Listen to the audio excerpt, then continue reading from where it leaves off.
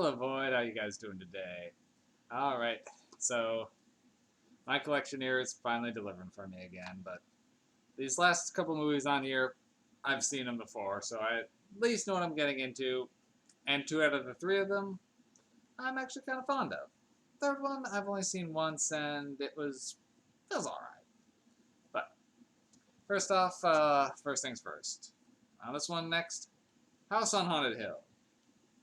Now I've got many copies of this film, strewn about many collections. It's probably the second most common movie in my collection. But that's not necessarily a bad thing. I'm kind of a fan of House on Haunted Hill. It's not a great movie by any means, but it's charming, I think is the best way to put it. It's got a style about it that's hypnotic. Yes, the effects are amazingly cheesy. And some of the ways the characters are speaking directly to the camera in the intro and at the end are, yeah, it's a little ridiculous. But damn, are the actors giving it their all, and it's just a fun movie to watch.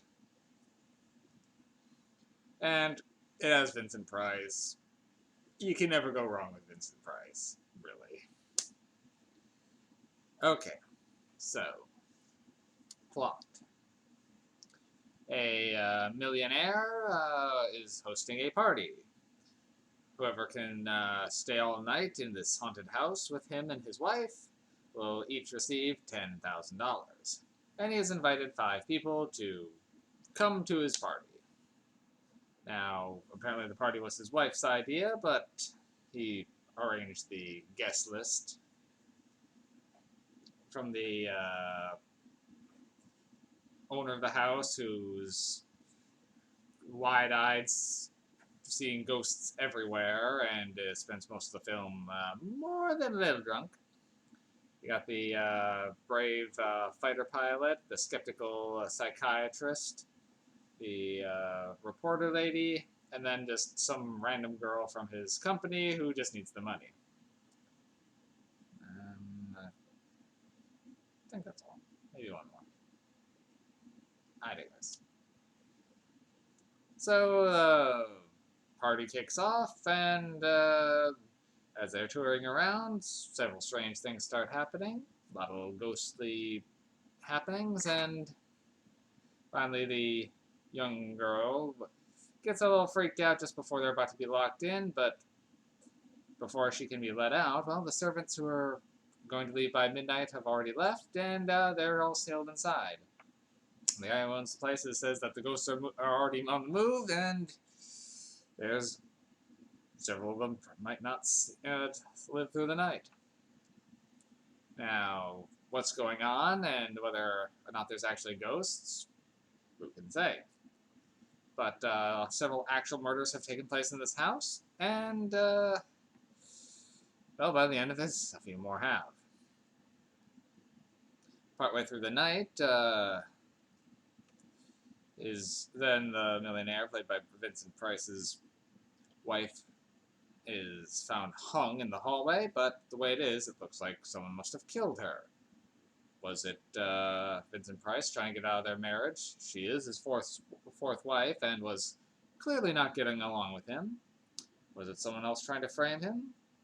Or is something else going on? The twists are easy to see coming, but it's having fun with them. The movie never takes itself too seriously. It seems to know that it's a little silly, but I'd kind of liken it almost to a bit more serious version of Clue.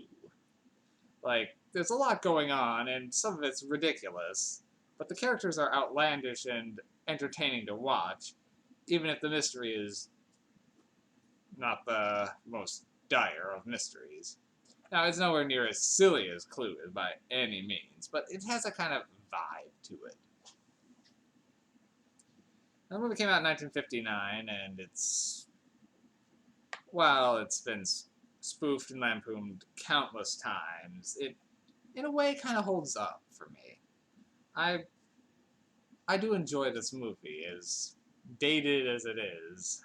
It's kind of hits that sweet spot for me. It's campy, but it's entertaining, and that's really the important thing. Now, this one's by no means high art, even with the late great Vincent Price. I can easily give this one a 3 MacGuffins, though. I can't quite put it up into the 4 category because there are better movies out there, but it's a high 3. Now, the age-old question, for what I was complaining about in the Tormented review, of whether of old 50s and 60s movies on whether or not there are actual ghosts in them. This one kind of toes the line of, at the end of it, I'm really not sure if the house was haunted or not. It could really have gone either way. They do have explanations for a lot of the happenings, but I'm not sure if all of them. And the guy who owns the place is still dead certain that it's haunted, and if anything, now it's even more haunted. I will say the effects with the skeleton walking around were silly looking, but the way that they explain it in the movie, it would look silly. And the one of the servants just gliding through the darkness as if she's on some sort of Segway. Yes, it's silly. But damn if it isn't charming. 3 MacGuffins. Give it a watch. Give it a chance. Alright, so I'm gonna see about tomorrow if I get the chance. I'm actually gonna look at the remake of this one, which I've only seen, I think, once. And if I recall, has very little to do with this, other than a guy doing his best Vincent Price impersonation. Other than the basic premise of getting a bunch of people in a haunted location with the offer of money, I think is all it has in common. Because I'm pretty sure that one had to do with like a mental hospital or something. Not sure. I see too many movies. I can't keep them all straight. It's one of the reasons I'm doing this. Help me remember what the heck I've seen.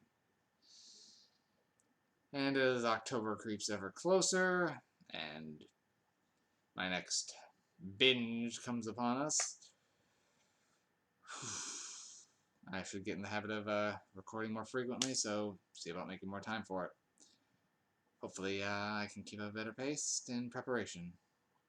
Well, Void, and anyone out there eavesdropping on me, wish me luck, and hopefully I'll see you tomorrow. Have a good day.